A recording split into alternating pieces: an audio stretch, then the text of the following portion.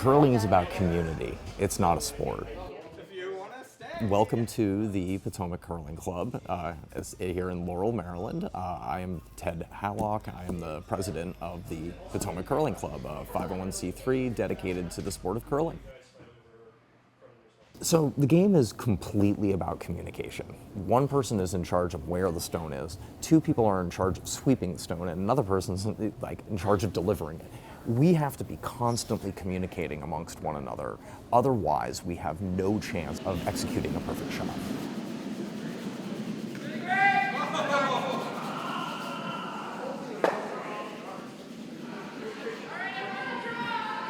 That's the big piece, and that's where sometimes a team that is better at communicating with each other, knows each other's shots, knows how each other is playing, is better than a team that might be more physically gifted, might be more talented.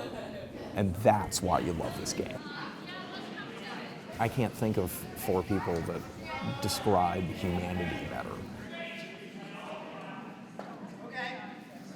Everyone you see is a volunteer.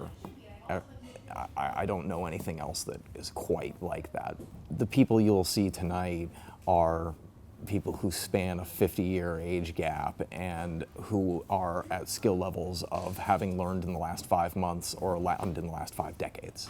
I've curled with blind curlers, I've curled with deaf curlers, I've curled with curlers in wheelchairs, I've curled with octogenarians, and I've curled with 8-year-olds. I made the guy who dropped off beers get on the ice and try. That's curling. We love this sport. The only thing curlers love more than curling is talking about curling and getting more people curling. My grandfather and me started watching curling when it first came on in the Olympics when I was like this tall, back in the 90s. Yeah. And every Olympic cycle we would watch curling, and I kept telling him, I'm going to come out and curl, I'm going to come out and curl. And unfortunately, he passed away right before I actually came out and started curling. And I did learn to curl like 2 months after he passed away.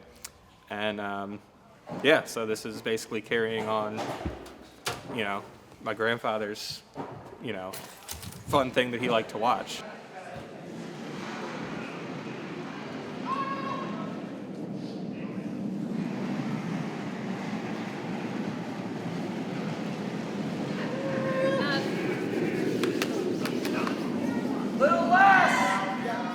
Find your local community, you find them, and you show up when they ask you to show up. And this is such a communal game. We love sharing it with other people. There are hundreds of them across the United States. We have websites. You'd be amazed. Every town, is within, until you get west of the Mississippi, everybody's within 2 hours of curling. Yes.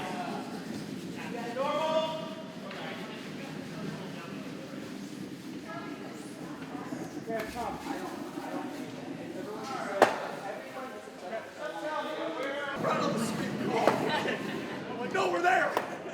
It's so much about this room. We call this room the warm room. It's about a room full of people eating snacks.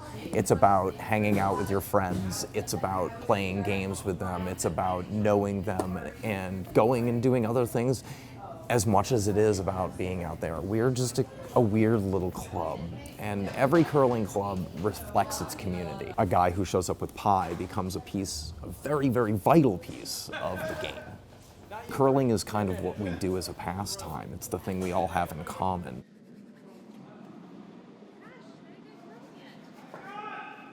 We have 4 sheets out there to play. We have 4 tables in here. 8 players on each of those sheets. There's 8 seats at each of these tables.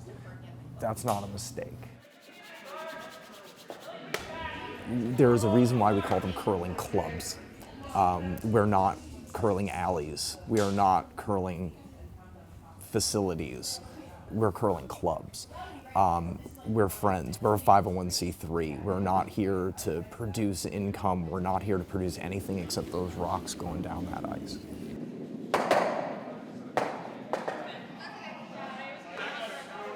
Okay, I'll take that.